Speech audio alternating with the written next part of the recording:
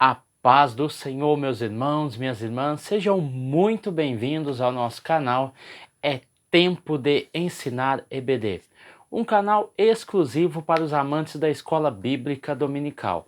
Você aí já me conhece, eu sou Adriano Recobelo, sou presbítero da Assembleia de Deus aqui da cidade Franca, interior de São Paulo.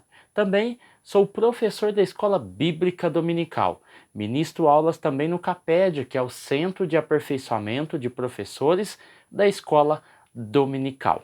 Hoje nós estamos aqui em mais uma aula muito especial, uma aula muito proveitosa e que vai trazer muitos benefícios para o seu conhecimento. Hoje nós iremos abordar a lição de número 9. A lição de número 9 que tem como título A Sutileza do Movimento dos Desigrejados, ok? Então, sem mais delongas, vamos aí para o nosso texto áureo para nós já irmos alimentando-se do conteúdo que o autor nos propôs. O texto áureo vai dizer assim, Hebreus capítulo 10, versículo 25. Não deixando a nossa congregação, como é costume de alguns, antes admoestando-nos uns aos outros, e tanto mais quanto vedes que se vai aproximando aquele dia. A verdade prática vai dizer o movimento dos desigrejados, tá entre aspas, tá? Depois eu vou explicar por quê. Deve ser visto como um desvio da verdadeira espiritualidade, que é expressa no contexto da verdadeira igreja, tá?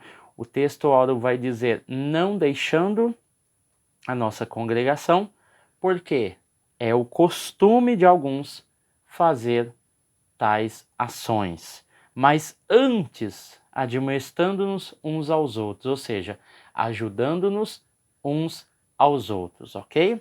Vamos lá. Hebreus capítulo 10 é a leitura bíblica em classe do versículo 19 até o versículo de número 25. O texto vai aqui dizer, tendo, pois, irmãos, ousadia para entrar no santuário pelo sangue de Jesus, mostrando todo o nosso livre acesso e quantas vezes nós podemos entrar.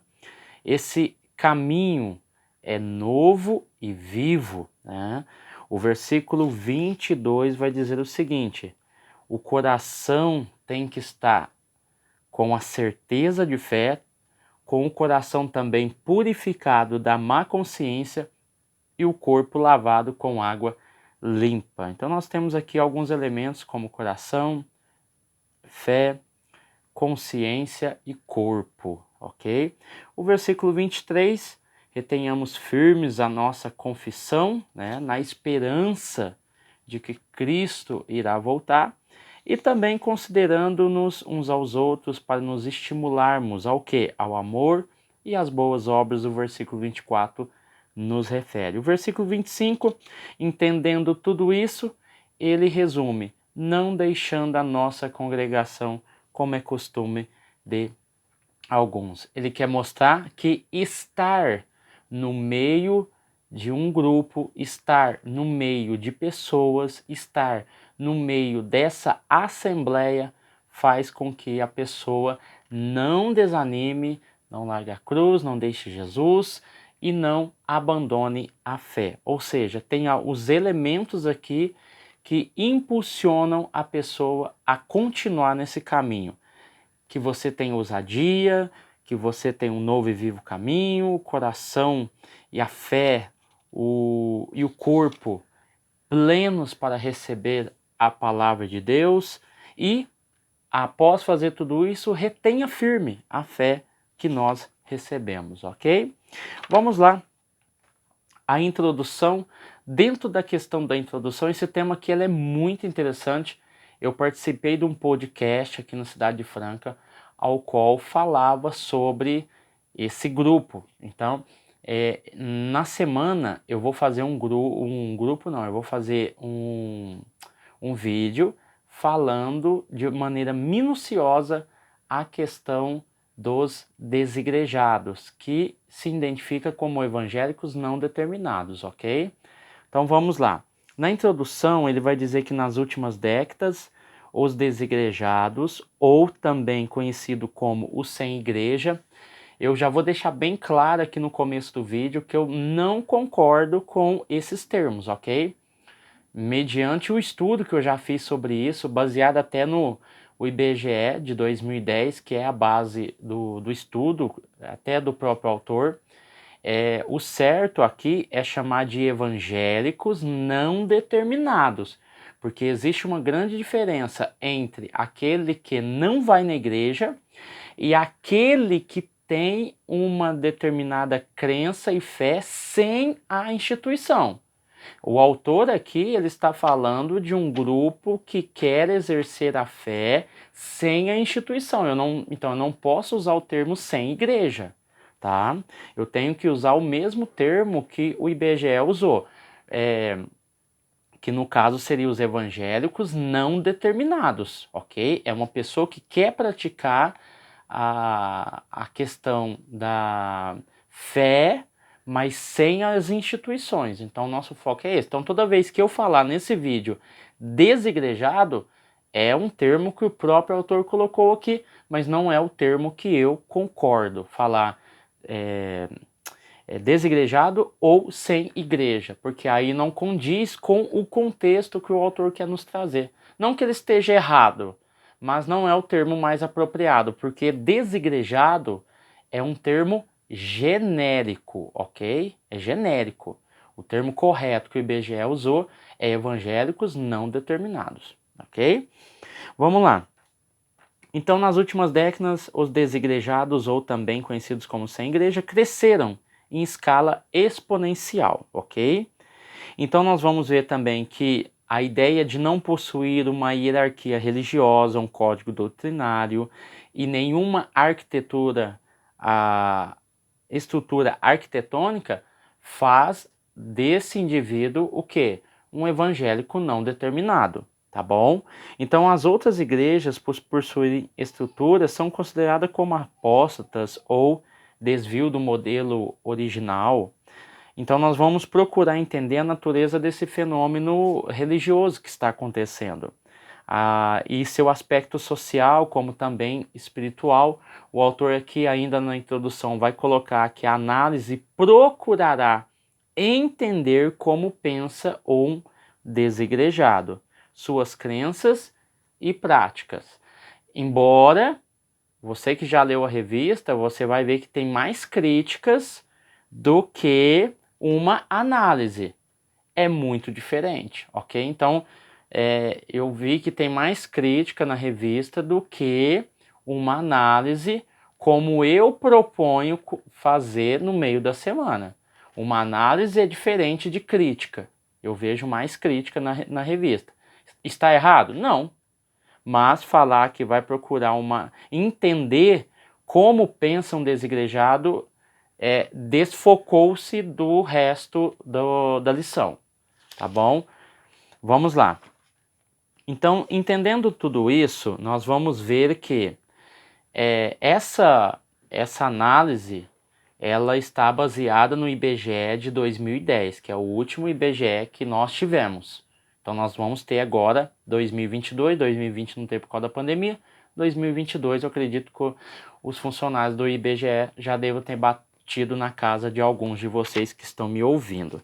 Então, esse grupo dos evangélicos não determinados, eles também são identificados como igreja orgânica, uma igreja simples ou igreja dos lares. Então, nós estamos conhecendo esse grupo. Então, vamos lá. No IBGE, olha um dado, anote aí, o IBGE de 2000 já havia identificado esse crescimento, esse público, tá? O IBGE de 2000, e lá em 2000 eles identificaram que os evangélicos não determinados somam 1.627.869. Quando chega no IBGE de 2010, esse número subiu 466%. Esse número subiu tanto que chegou à margem e à casa em 2010 de 9 milhões, comparado com o de 2000, que era 1.600.000, 9.218.000 129 pessoas que se declararam evangélicos não determinados. Então você vai ver um aumento de 466%. Então esse número cresceu de maneira exponencial, por isso que o autor mesmo colocou aqui. Isso fazendo referência de 2000 a 2010. Agora nós vamos ver de 2010 a 2022, ok? Então, o tópico 1 vai dizer visão e prática do movimento dos desigrejados. São contra toda forma de organização e institucionalização da igreja, alegam que na igreja primitiva não havia instituição, que só começou com Constantino, né, a partir do Edito de Tolerância, né, Licínio, Galero e Constantino. Edito de Tolerância e Edito de Teodósio, que vai oficializar a igreja no Império. Então, nós vamos ver aqui que esses são dos argumentos. A questão também de ter um clero, de ter um código doutrinário, um credo, como o autor colocou aqui, ou seja, nada de regras, sermões e muito menos organização institucional. Primeiramente, a ideia do evangélico não determinado é de que eles buscam o quê? O que é que eles buscam? O que eles procuram? Eles estão procurando um agrupamento mais autêntico, com menos rigor e práticas religiosas, e com isto resgatando o modelo primitivo. Essa é a base do evangélico não determinado, que o IBGE identificou. E com isso, nós vamos ver, dentro daquilo que o autor nos passou, nós podemos falar de um niilismo eclesiástico. Esse niilismo eclesiástico acredita no quê? Na aniquilação. Aniquilação de crenças, de valores tradicionais, que são, segundo o niilismo eclesiástico, infundados, ou seja, não há mais sentido e também não há mais utilidade. Você tem que encaixar esses evangélicos não identificados nesse período de transição que nós já falamos há muito tempo. A questão, em outros vídeos que nós já abordamos, a questão da revolução social e a revolução sexual, que começa a ganhar força a partir da década de 60. Eu tenho um livro, eu tenho vídeos aqui no canal que falam sobre esse período e esse episódio. Então, os valores tradicionais estão sendo esmiuçados. Então, essa ideia dos evangélicos não determinados é mais um movimento, assim como o movimento, eu tenho um vídeo aqui que fala sobre o movimento pentecostal no Brasil, que começou como um movimento propriamente dito. Esse daqui também é um movimento, ok? Que está surgindo e já está surgindo aí identificado, na verdade, desde o ano 2000. Então, quando nós olhamos para isso, nós vamos ver aqui que a questão da organização institucional, a estrutura arquitetônica, como os templos, são inovações desse cristianismo apóstata. Então, a ideia de se ter uma organização, um corpo doutrinário para o evangélico não determinado, ele entende que nada disso precisa, porque o evangelho pode ser praticado de maneira autônoma, tá bom? Então, vamos parar e pensar uma coisa. Sempre haverá estruturas, ou seja, não é acabar com ela. Talvez o objetivo, por isso que eu quero fazer um vídeo bem específico sobre isso, porque o objetivo não é acabar com a estrutura, mas sim transformá-la e torná-la relevante. Por quê? A igreja precisa parar, analisar e ver.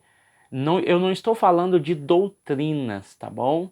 Eu estou falando do quê? Se a ideia é acabar com a estrutura, peraí, então vamos parar e analisar e pensar em cada igreja, cada denominação, o que pode ser mudado, o que pode ser transformado.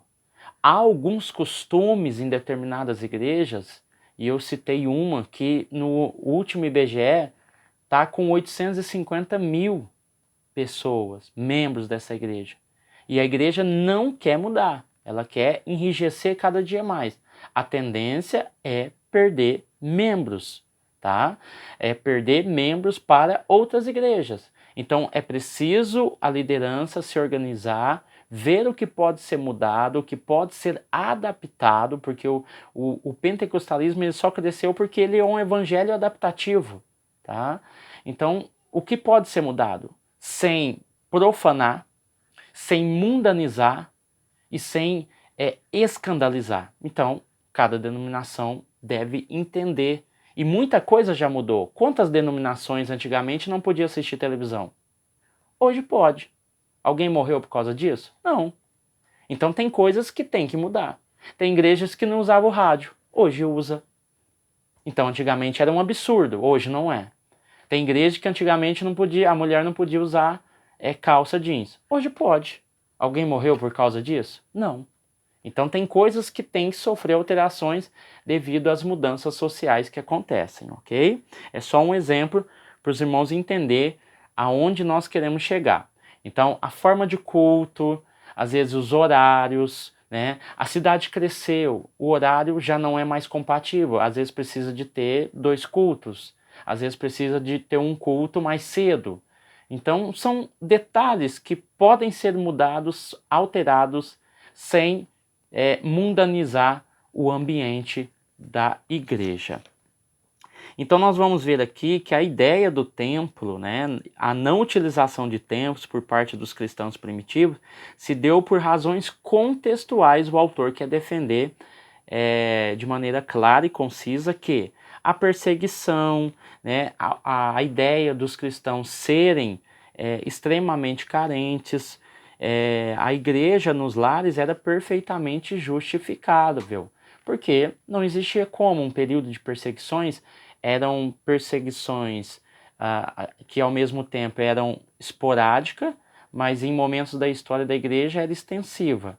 Às vezes era local, às vezes era no império todo. Então cada imperador agiu de alguma forma, tá? Então no começo não existia a questão do templo, era feita realmente em casas, ok?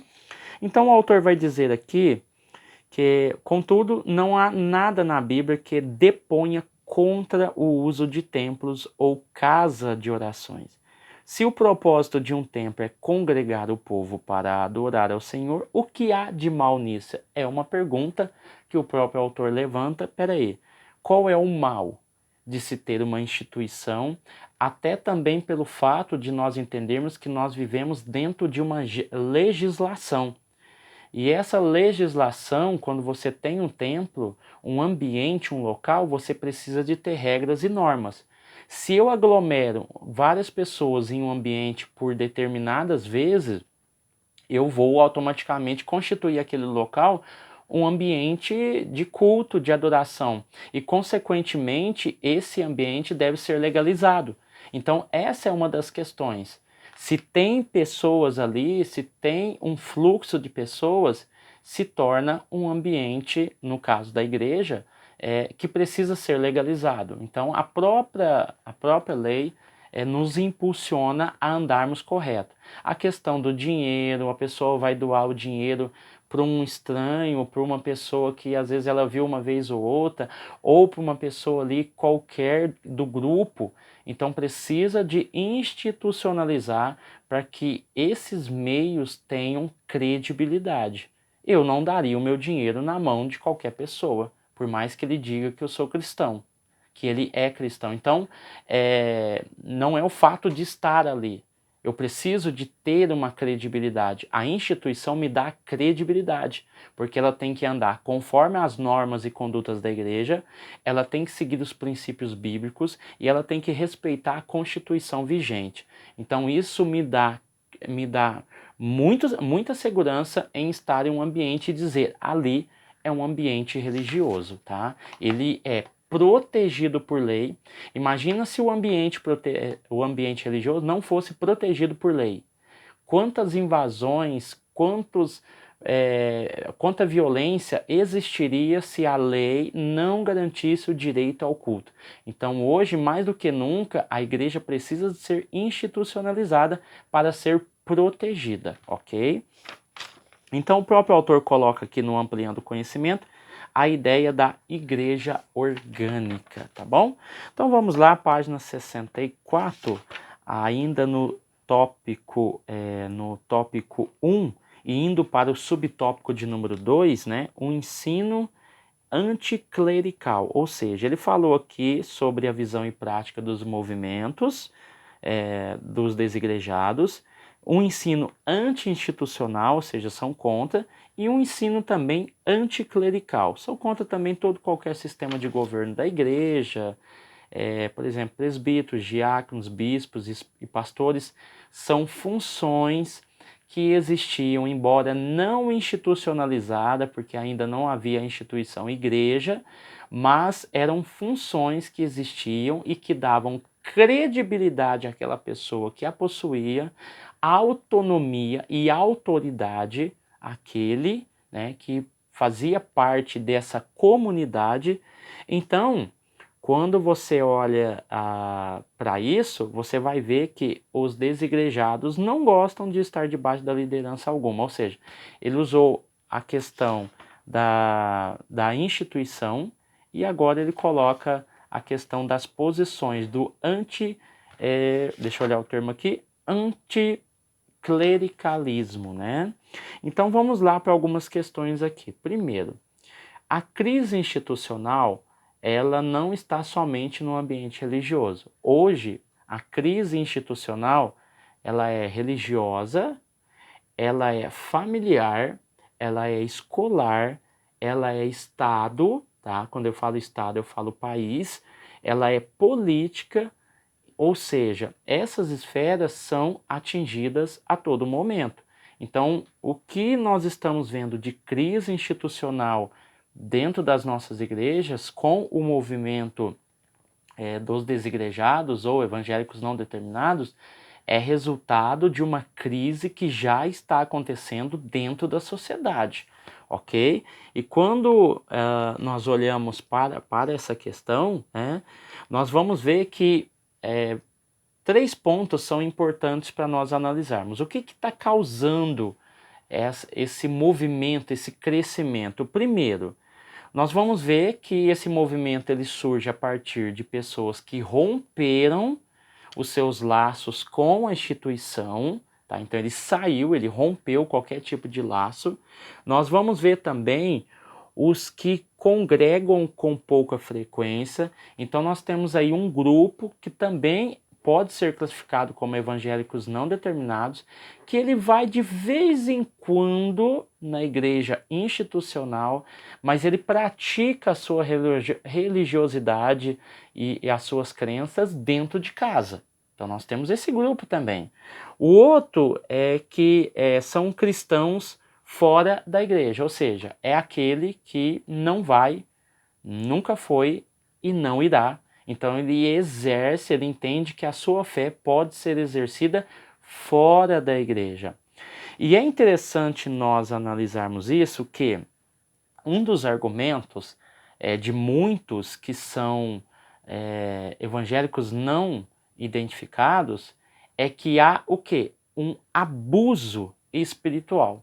Então eu preciso de falar isso, porque se nós pegarmos a revista e só descer a lenha, e nós não entendermos que nós como evangélicos, como líderes e como instituição, nós temos responsabilidade sobre as pessoas, nós vamos ver também e reconhecer que existe um abuso espiritual acontecendo que faz com que as pessoas desanimem ou procurem outras formas de adorar a Deus e de servir a Deus. Por exemplo, promessas que não se cumprem, você vai ver também muitos dogmas que precisam de ser revisto dentro da igreja, você vai ver um abuso de autoridade, você vai ver também a questão de quando o poder ele é familiar. Então aquela igreja ela é um ambiente ao qual os líderes são na sua grande maioria, pessoas ligadas à própria família. Então tem pessoas que não aceitam e não concordam. Então elas procuram uma outra forma de buscar a Deus. Então esse termo abuso espiritual, ele tem um leque muito grande. Então por isso que você não pode perder o próximo vídeo dessa semana, que nós vamos falar sobre os evangélicos não determinados. Então eu vou especificar de maneira mais sucinta esse ponto. Então esse abuso espiritual acontece. E a igreja precisa de estar atenta a essas questões, ok? Então, quando nós falamos aí de evangélicos não determinados, nós estamos falando também que isso não é um movimento, embora começou a partir da década de 60, né? Essa mudança social que se agravou, mas se você for olhar na história da igreja, você vai ver Pedro Valdo, era um movimento de renovação. Quando eu falo de evangélicos não determinados, eu estou falando de um movimento que busca uma renovação, uma experiência particular, ok? Então, peraí, na história eu tenho o Pedro Valdo, que veio também com a ideia de um movimento, eu tenho os anabatistas, também tenho o grupo dos puritanos, todos eles surgiram igrejas e começaram como movimentos. Tem o próprio pentecostalismo, que eu fiz o vídeo. O próprio pentecostalismo é um movimento de renovação que pessoas como William Seymour, como Charles Parham e Durham são pessoas que estavam ligados tanto à Igreja Batista quanto à Igreja Metodista, mas procuravam uma forma de espiritualidade particular e mais próxima de Deus. E nós vamos ver os Quakers, os irmãos Plymouth, que ele cita aqui. Então você vai ver que são grupos de renovação. Então, entendendo isso, nós vamos ver que o culpado não está nessas pessoas. E também eu não posso dizer que a Igreja, a Assembleia de Deus ou outras são culpadas por essas pessoas saírem da igreja. Eu não posso culpar nenhum e nem o outro. Eu preciso de analisar o porquê que eles saíram, qual que é a necessidade, qual foi o motivo que levaram eles a buscarem uma nova forma de espiritualidade. Se eu não conseguir abrir a minha cabeça para isso e começar a apenas criticar, falar mal e fazer imposições, eu perco meu foco como igreja, porque a igreja tem o foco de cuidar, de zelar, de proteger, de advertir, enfim. Nós vamos ver que quando nós falamos de evangélicos determinados, nós não estamos falando de pessoas que não vão na igreja e que não praticam algum tipo de espiritualidade. Pelo contrário, são pessoas que têm o quê? Dentro de casa, um ritual espiritual ao qual leem a palavra, fazem o seu devocional, fazem reunião, mas rejeitam a instituição, rejeitam a liderança e outras formas de liturgia, entendendo que isso é um processo arcaico e sem sentido. Então a igreja precisa parar para pensar, essa aula foi muito importante, para parar, analisar, refletir e ver o que está acontecendo, para tomar as devidas providências quanto a algumas determinadas ações dentro da igreja, para que a igreja volte a ter aquele sentido de pertencimento que o autor vai falar, e não que ele se sinta excluído. A igreja não vai agradar todo mundo, isso é fato, mas nós temos que fazer o nosso papel como igreja, tá bom? Vamos lá, o tópico 2 vai falar sobre a natureza da igreja neotestamentária. Aqui nós vamos ver o autor falar sobre a questão do organismo vivo. Ela é um organismo vivo e espiritual, então ela não está morta, ela está em dinamismo, em movimento. Ele vai falar que a igreja existe a parte dos estatutos, dos templos ou qualquer estrutura social ou governamental humana. Isso é fato. A pessoa madura na fé, ela sabe que igreja, templo, estrutura é uma coisa. Igreja, pessoa é outra coisa. Tanto é que nós pregamos muito. O ápice do pentecostalismo é essa, é a pregação. Nós pregamos muito dentro da igreja o quê? o culto começa onde? Em casa. Não é na igreja, é em casa. Então, essa ênfase que o autor colocou está corretíssima. Por quê? Nós estamos falando de uma igreja que está em movimento, ok? Ela é viva.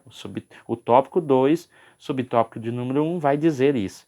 Então, a repulsa do sem igreja, volto a repetir, igreja orgânica, não pode ser confundida com desigrejado ou sem igreja, tá? O termo está um pouco aqui equivocado, eu não usaria esse termo dentro de um estudo aprofundado como esse. Um estudo é para a igreja. Então, eu não posso falar que é sem igreja, porque sem igreja o nome já fala, ele não quer igreja. Aqui nós estamos falando de um grupo que tem uma espiritualidade. E essa espiritualidade precisa ser entendida.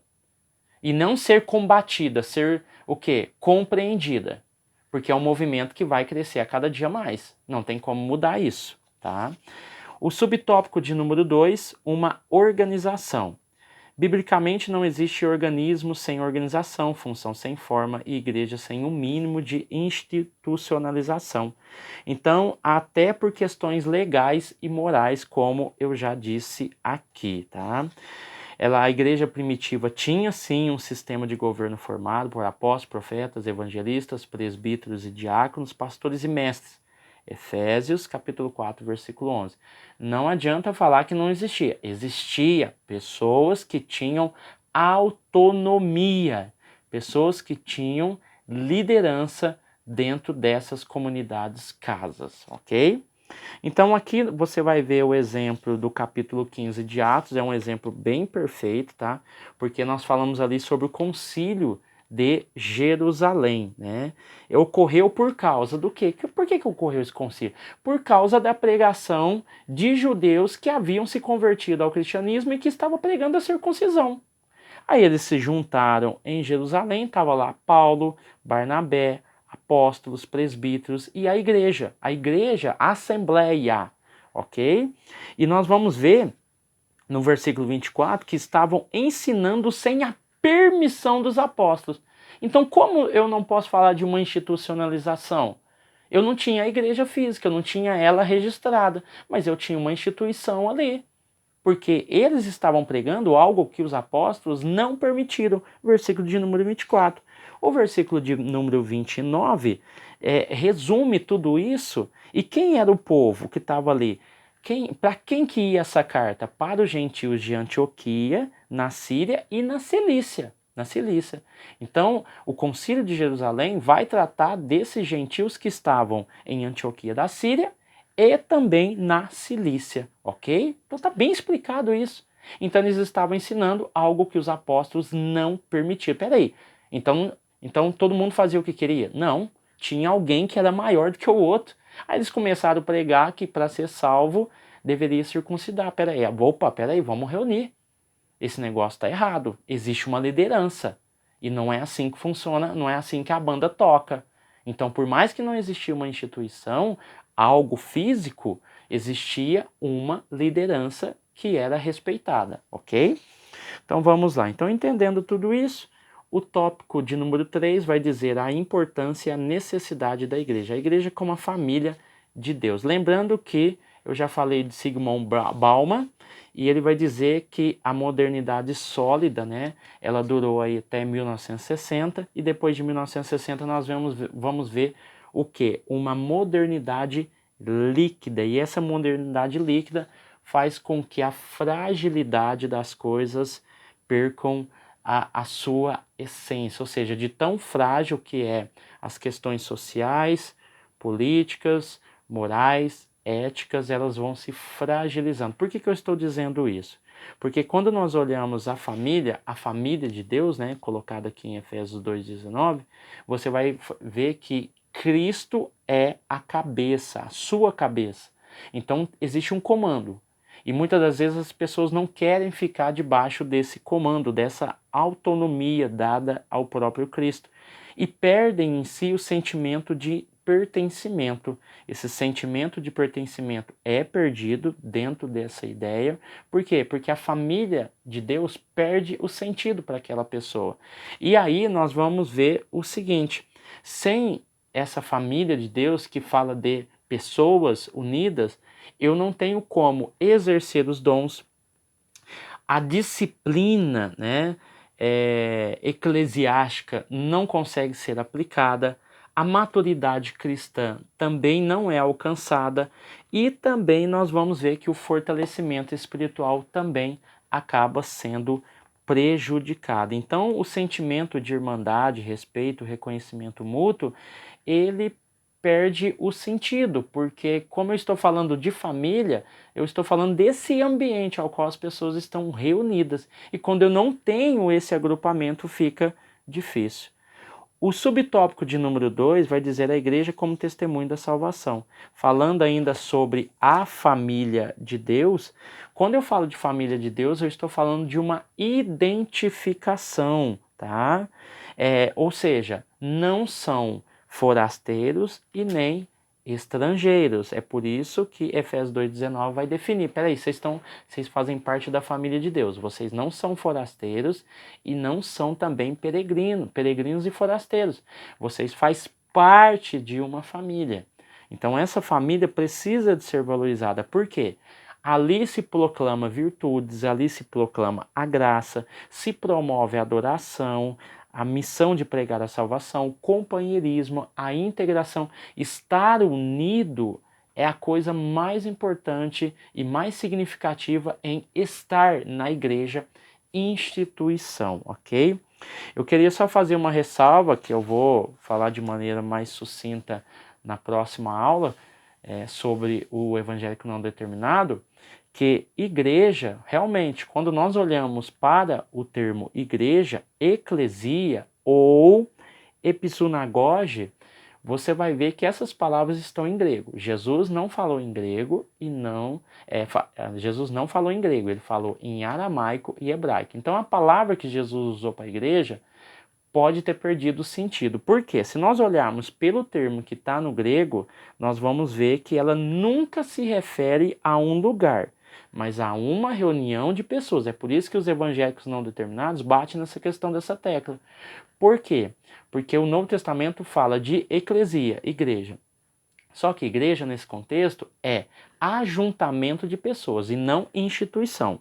Então, com isso, nós vamos ver o quê? Que na Bíblia, esse grupo de pessoas são chamados de os do caminho, os irmãos, os discípulos ou os santos, ou o termo próprio igreja, né, que é traduzido para nós como igreja, eclesia. Então você vai ver que nessa questão, realmente, no termo, no léxico da palavra, há essa questão, é ajuntamento, assembleia. Mas isso não quer dizer que essa assembleia não pode ser organizada. Durante a na Idade Média e também no período do protestantismo, se lutou para que essa igreja fosse institucionalizada, com o intuito de atender as demandas da sociedade e a demanda individual de cada indivíduo.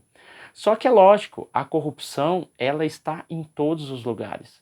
Não é por causa disso que eu vou deixar de ir na igreja, instituição, por causa que determinada igreja ou pastor fez isso ou fez aquilo. Pelo contrário, eu preciso de estar em um ambiente íntegro. Se dentro da minha casa eu mantenho a minha casa com IPTU tudo correto, tudo certinho, o meu carro, a minha moto, ou seja lá qual bem que você tenha, e isso tem que estar de acordo com a lei, pagando seus impostos e tudo mais, por que a igreja hoje ela não pode estar legalizada para uma melhor convivência, para que ela possa fazer aquilo que ela tem que fazer? Por que ela não pode ter um CNPJ? Ela tem que ter um CNPJ, ela precisa se movimentar dentro da sociedade. Sem CNPJ, a igreja não consegue fazer nada. Então, são N motivos que nos dá a ideia de que nós precisamos de institucionalizar a igreja. Nunca institucionalizar a salvação, nunca institucionalizar a fé. Isso é diferente. Aí eu concordo com você que nós não podemos institucionalizar. Falar que na igreja A vai se salvar e na igreja B não vai se salvar.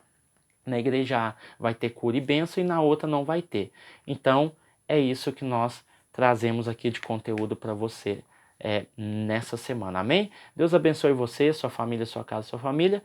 Ficamos aí na espera do próximo vídeo e não perca que vai ser uma bênção essa parte do vídeo falando sobre os evangélicos não determinados. Deus abençoe, em nome de Jesus, e até a próxima.